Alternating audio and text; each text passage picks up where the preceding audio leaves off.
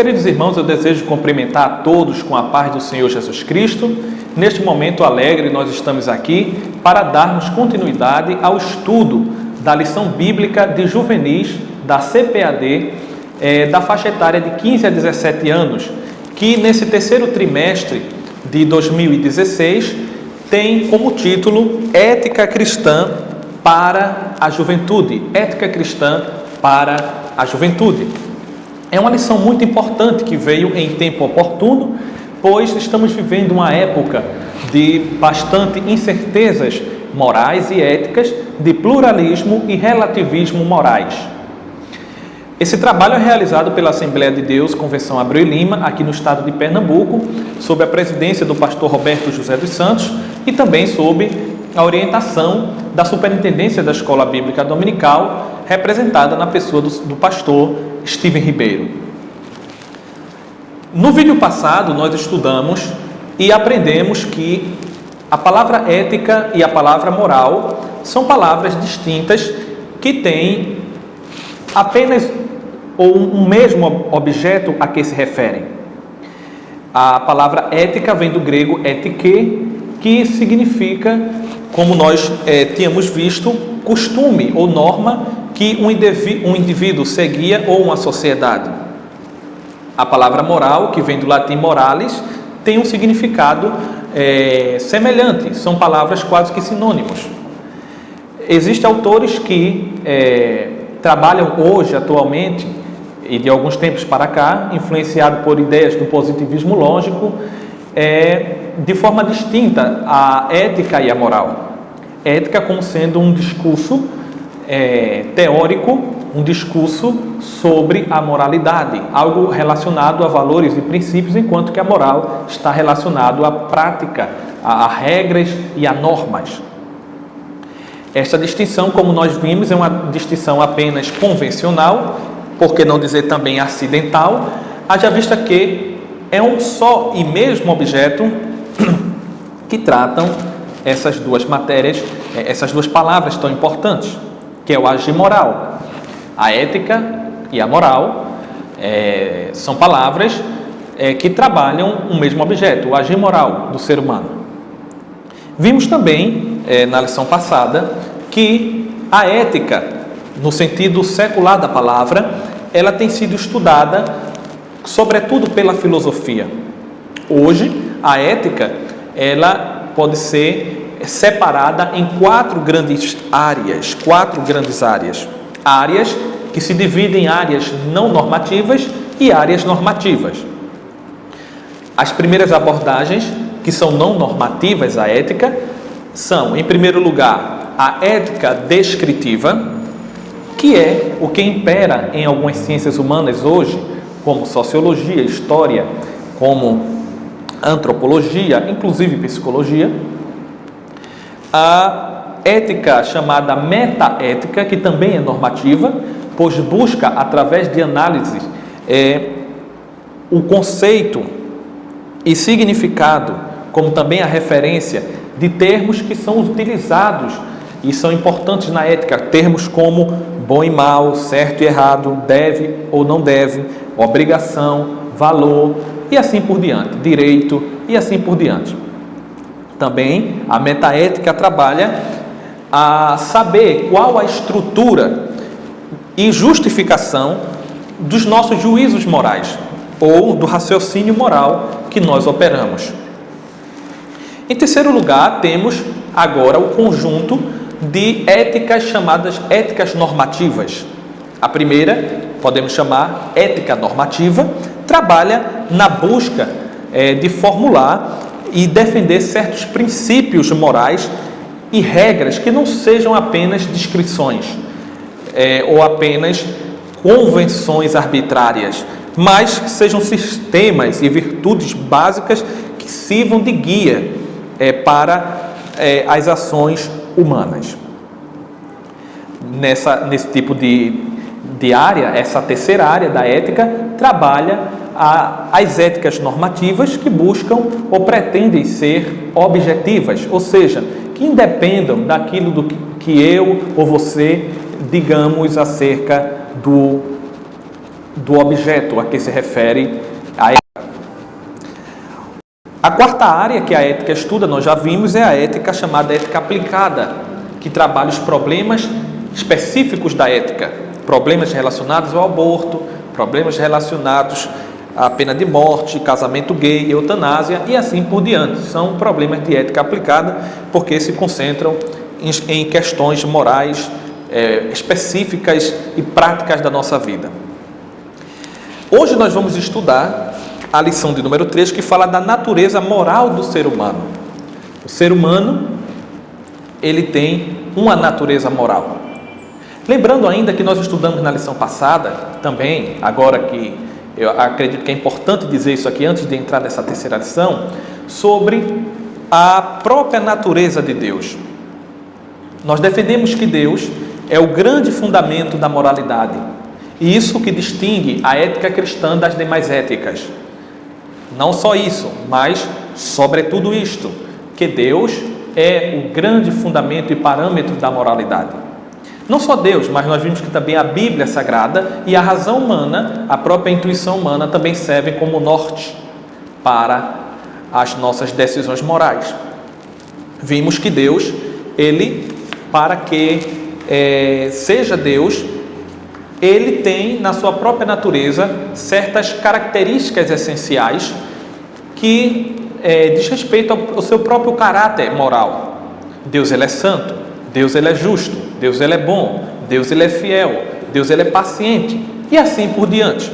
São características perfeitas que existem, se é que podemos dizer assim, que existem em Deus e que devem existir em nós a partir do momento que nós entendemos que nós somos criaturas que viemos de Deus e recebemos dele o bem incomensurável de refletirmos a sua imagem e semelhança. Esta lição de hoje, a natureza moral do ser humano, tem 3 objetivos que os professores devem observar na medida em que estiverem ministrando as suas aulas. O professor, ele não deve fazer da sua aula apenas um laboratório de leitura, no qual o professor se põe diante da sua classe e faz leituras e mais leituras de toda a revista ou de outras literaturas, sem trazer explicações, comentários ou até mesmo responder às indagações que porventura venham a surgir na medida em que a conversa e a aula for ministrada. Os objetivos da lição são definir o que é a imagem e semelhança de Deus, explicar que o homem é portador do caráter moral de Deus e estimular os alunos a viver uma vida santa. Repito, definir o que é a imagem e semelhança de Deus, explicar que o homem é portador do caráter moral de Deus e estimular os alunos a viver uma vida santa. Antes de nós explicarmos o que vem a ser essa imagem e semelhança de Deus no ser humano, é importante fazer algumas definições que nós deixamos assim em aberto na nossa primeira aula. Quando nós falamos de ética, temos que ter em mente uma distinção clássica entre o que é um fato e o que é um valor. Um fato ou uma crença factual envolve uma descrição sobre como é o mundo. Já o valor ou a crença de valor envolve a aderência a alguma proposição moral prescritiva do que deve ser feito no aspecto moral. Isso é importante dizer porque acerca do fato, nós podemos apenas dizer o que é. Acerca do valor, nós podemos deduzir o que deve. Acerca do fato, nós podemos apenas fazer uma mera descrição. E acerca do valor, nós podemos formular uma prescrição. Ou seja, o valor é o fundamento do dever. Acerca do fato, nós podemos apenas fazer um enunciado sobre ele. E sobre o valor, nós podemos fazer o próprio enunciado de moralidade. O valor é algo que é, digamos assim, fundamental no estudo da ética, muito mais do que o fato.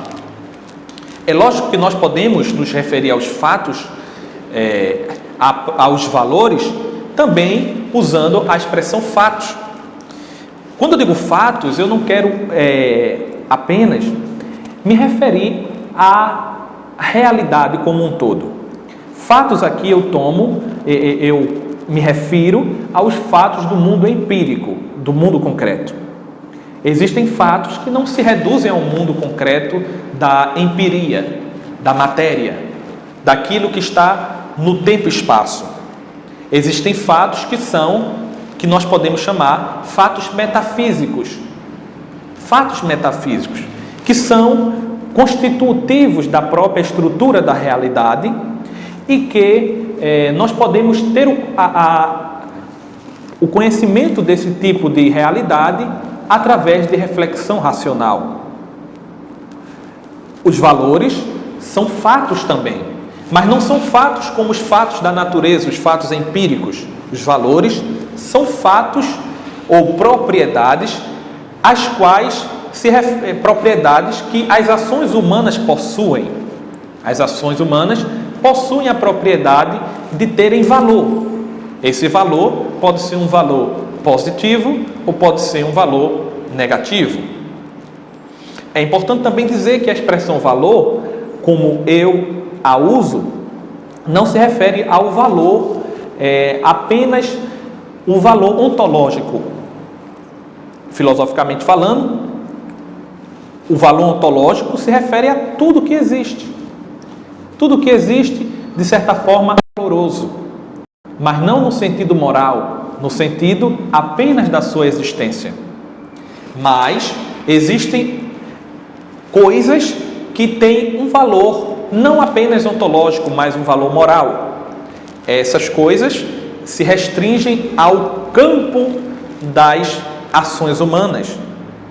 As ações humanas, na verdade, sobretudo ao campo das ações humanas, não só, mas sobretudo ao campo das ações humanas, esses valores morais se referem. A nossa lição, ela defende, o escritor aqui defende, citando inclusive obra do pastor Claudionor Corrêa de Andrade, que a ética cristã é uma ética não teleológica, mas é uma ética deontológica. É uma ética não dos meios, mas é uma ética da obrigação.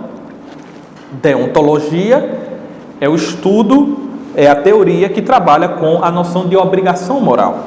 O ato moral é correto quando se conforma, segundo a teoria deontológica, quando se conforma ao princípio relevante e justo da obrigação moral. Para o deontologista, a expressão não matarás, como consta no Decálogo, é uma expressão que é intrinsecamente certa. Ou pode ser também uma expressão derivada de uma regra mais básica, que esta sim é intrinsecamente certa, como por exemplo, a regra de que nós devemos respeitar as pessoas como objetos de valor intrínseco. Ou seja, a ética cristã é uma ética do dever, mas não é uma ética do dever de forma intelectualista, abstrata. A ética do dever, para o cristão, ela se fundamenta na natureza de Deus e nos seus comandos de moralidade. Ou seja, existe a diferença entre o valor, que é aquilo que é bom e aquilo que é mal, e o dever, aquilo que é certo e aquilo que é errado. Deus, a sua natureza, é o parâmetro para aquilo que é bom e mal. É o parâmetro para tudo aquilo que é bom e mal. Bom no sentido positivo e mal no sentido contrário. Aquilo que se afasta da natureza santa de Deus é aquilo que é mal. Deus, então, é o parâmetro para o valor. Mas A partir do momento que Deus emite comandos e, por exemplo, diz não matarás, Deus está pressupondo, Deus está, na verdade, dando uma regra de dever para o ser humano, obrigando o ser humano, comprometendo o ser humano com esta ordenança, com esse mandamento. Ética como mandamento é uma realidade muito presente no povo do Antigo Testamento. Ética como norma e como mandamento, que emana das ordenanças de Deus que refletem o seu caráter. Para o deontologista, algo tem valor intrínseco no caso de ser um fim em si mesmo. Caso contrário, será apenas de valor instrumental, ou seja, valioso como meio para alcançar algum fim. A lição que nós estamos estudando trabalha a noção de natureza moral do ser humano. Se o ser humano foi criado à imagem e semelhança de Deus, e Deus ele tem atributos morais, é óbvio que, quando a Bíblia diz lá em Gênesis capítulo 2 e 7, capítulo 1, 26 e 27, que o homem foi criado do pó da terra e foi criado segundo a imagem e a semelhança de Deus, isso não diz respeito à estrutura física do ser humano, porque Deus é espírito. Não diz respeito à estrutura estética do ser humano, porque Deus é espírito. Mas isso diz respeito a, entre tantas coisas, a natureza moral de Deus.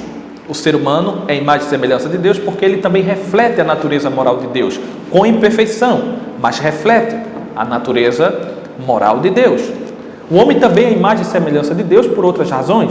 O homem é um ser livre. O homem é um ser livre. A liberdade é uma condição necessária para que haja responsabilidade. É claro que nós não acreditamos que a liberdade ela é criadora de valor, ou ela cria os valores morais. A liberdade sozinha não tem é impossível. Mas quando a Bíblia diz que o homem foi feito à imagem e semelhança de Deus, a Bíblia quer dizer que o homem também tem liberdade genuína. Liberdade genuína, a palavra liberdade, quando tomada no seu sentido genuíno, ou seja, quando é uma palavra não usada de forma não trivial, quer dizer que o homem de fato, o homem que tem liberdade, ele tem o poder de decidir a forma como ele vai agir ou não. Ele é o verdadeiro agente da sua ação. Ele é a causa não causada da sua ação. Ele pode sofrer influências externas, mas ele age segundo razões, motivado por razões. E essas decisões estão sob o seu controle. Fica ao critério do ser humano agir ou deixar de agir desta ou daquela forma. Isso é reflexo da imagem e semelhança de Deus. Se Deus poderia, obviamente, criar seres humanos que fossem robôs, que fossem causas instrumentais da vontade de Deus. Todavia, se Deus criasse o ser humano como robô, Deus não poderia responsabilizar o homem por aquilo que ele não fez, uma vez que não estava sob o seu poder decidir entre fazer ou não fazer. Deus ele é justo, como nós vimos, e por ser justo, Deus ele trata com justiça os seus seres humanos, as suas criaturas. Então, o ser humano é a imagem e semelhança de Deus. Por conta da liberdade, por conta da racionalidade, o homem ele também é semelhante a Deus no quesito da racionalidade, como também no quesito da moralidade. O homem é um ser natural, mas também é um ser moral. O segundo ponto dessa lição diz que o ser humano, como portador do caráter moral de Deus. Nós sabemos que o pecado, ao entrar no mundo, afetou a imagem e semelhança de Deus no homem. Mas nós não encontramos na Bíblia fundamentos para defendermos a ideia de que o homem perdeu completamente a imagem e semelhança de Deus. O pecado, de fato, foi uma tragédia. Afetou o homem de forma completa. Por isso que nós dizemos que o pecado tem consequências terríveis. O pecado é imputado ao ser humano de forma condicional, como também a salvação é imputada de forma condicional. Todavia, uma vez que Adão lá no Jardim do Éden pecou, ele representava federativamente toda a humanidade, e à medida que ele pecou e caiu, toda a humanidade então foi culpada também, porque Adão, ele representava a humanidade. E sofreu, além da culpa, as consequências do pecado. O pecado entrou na realidade, na criação de Deus, e afetou a criação de Deus. O pecado é a desobediência, é o desvio do alvo, é você sair do propósito de Deus, você transgredir o mandamento de Deus, ou através das suas ações, digamos assim, transgredir a natureza santa de Deus. O pecado traz consigo as consequências que Paulo diz em Romanos, que seu salário é a morte. Mas nós sabemos que o homem, mesmo pecador, continua sendo portador da imagem e semelhança de Deus, continua sendo um ser moralmente responsável, continua tendo sua liberdade verdadeira, inclusive para desobedecer a Deus, mas ele precisa ser restaurado a Deus. Por isso que a nossa lição também fala de um chamado à santidade. Santidade é algo importantíssimo no ser humano. O ser humano, ele tem o conhecimento de Deus de forma natural. Se nós lermos a Bíblia Sagrada em Romanos, nós vamos ver que o ser humano tem um conhecimento natural de Deus. Todavia, esse conhecimento não é o suficiente para que o homem seja salvo. É necessário que ele exerça a fé em Cristo. É necessário que ele se arrependa dos seus pecados. Uma vez que ele teve o conhecimento de Cristo e teve a revelação do fato dos seus pecados, para que ele possa ser salvo. A Bíblia Sagrada, ela é muito clara, que aqueles que pecaram sem lei também perecerão. Está aqui em Romanos capítulo 2, versículo 12, o seguinte: porque todos os que sem lei pecaram, sem lei também perecerão. E todos os que sob a lei pecaram, pela lei serão julgados. Porque os que ouvem a lei não são justos diante de Deus, mas os que praticam a lei hão de ser justificados. Porque quando os gentios que não têm lei fazem naturalmente, preste bem atenção nessa expressão, naturalmente, as coisas que são da lei, não tendo eles lei, para si mesmos são lei, os quais mostram a obra da lei escrita no seu coração, testificando juntamente a sua consciência e os seus pensamentos, quer acusando-os, quer defendendo-os, no dia em que Deus há de julgar os segredos dos corações dos homens, por Jesus Cristo, segundo o meu Evangelho.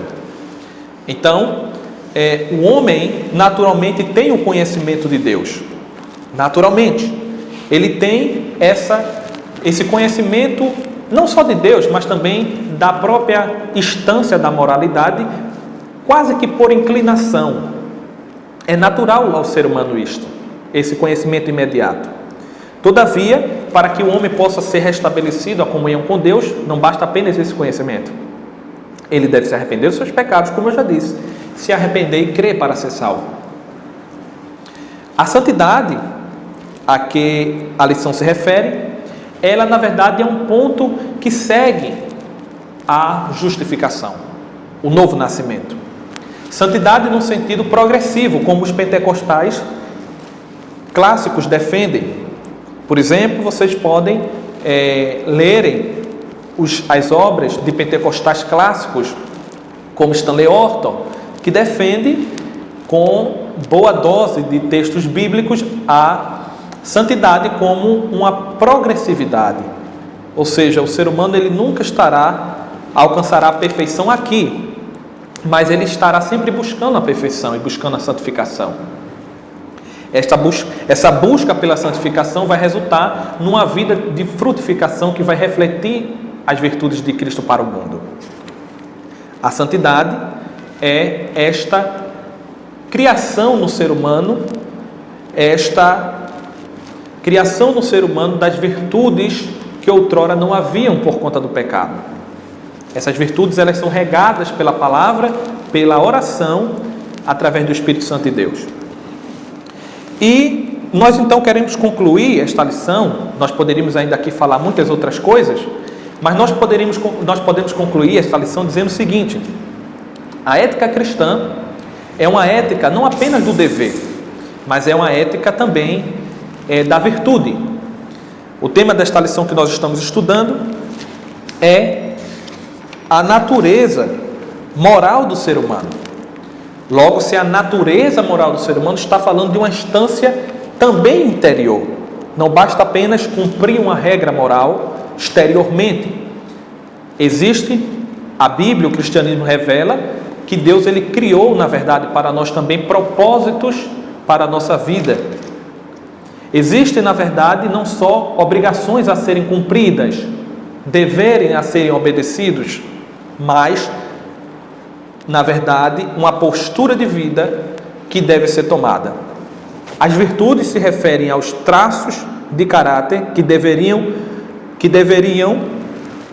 denotar uma boa pessoa, enquanto que as regras morais são orientações para definir as ações morais certas ou erradas.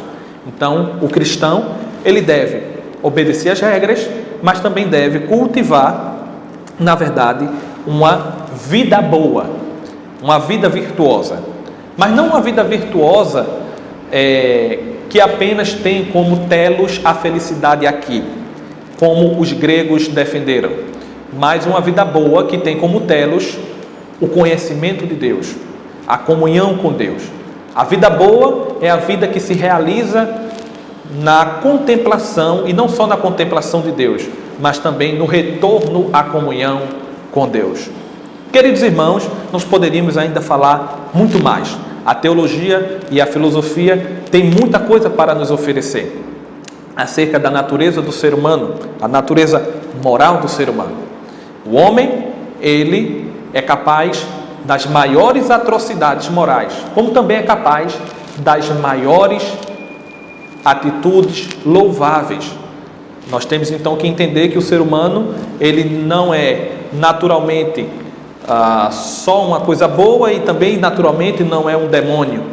O ser humano, na verdade, ele une as duas coisas, mas que a gente possa então entender que a perspectiva cristã, ela nos fornece elementos suficientes para uma moral significativa. Que Deus possa abençoar cada um de vocês, caros professores, no desenvolvimento das suas aulas, e que vocês possam também buscar cada vez mais subsídios extras para complementar e enriquecer a vossa aula. Que Deus em Cristo vos abençoe, em nome de Jesus. Amém.